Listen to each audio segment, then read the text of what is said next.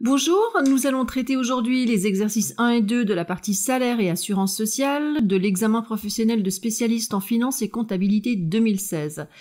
Toutes les données, les taux, les plafonds des calculs seront actualisés selon les références de cette année 2020. L'exercice 1 comporte 4 points et il porte sur le salaire déterminant AVS.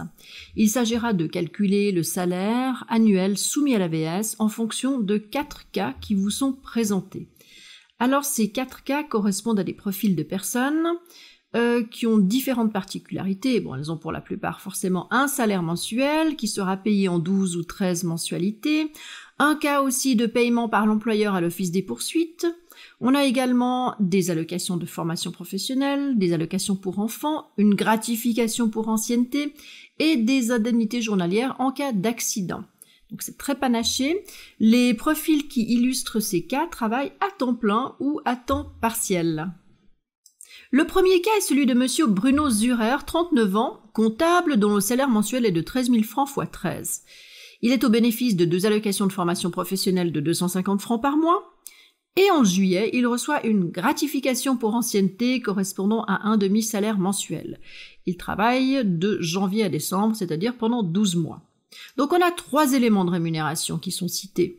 Tout d'abord le salaire mensuel, et là je vous renvoie comme d'habitude aux directives sur le salaire déterminant dans l'AVS.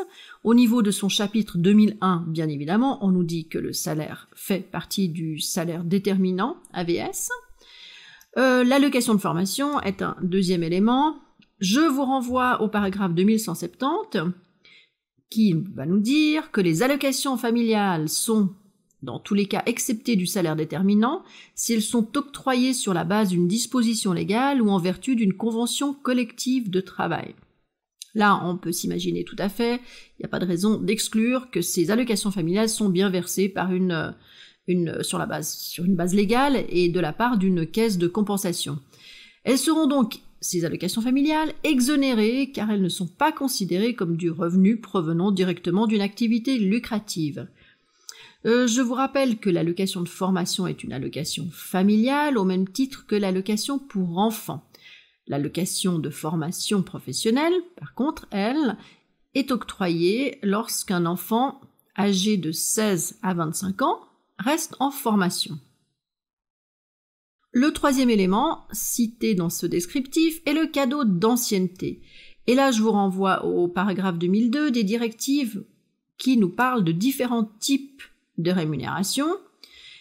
Et on va nous dire qu'au même titre qu'une gratification, un cadeau d'ancienneté ou une prime de fidélité doivent être qualifiés comme du salaire, peu importe finalement la dénomination que choisit l'employeur. J'aimerais encore vous apporter quelques nuances autour de la notion de cadeau d'entreprise. Je vous renvoie à ce propos à l'exercice 1 de la partie salaire et assurance sociale de l'examen de 2018. Mais voyons plus précisément quelques explications au sujet du cadeau d'entreprise. Le cadeau d'ancienneté que reçoit M. Zurer ne doit pas être confondu avec les dons en jubilé de l'entreprise ou d'autres types de cadeaux. Les dons en jubilé font l'objet d'une précision au niveau du paragraphe 2134 des directives. Il s'agit de prestations allouées aux salariés pour fêter la longue existence de l'entreprise. Il doit impérativement s'agir de prestations accordées 25 ans après la fondation de l'entreprise et par la suite à des intervalles de 25 ans au moins.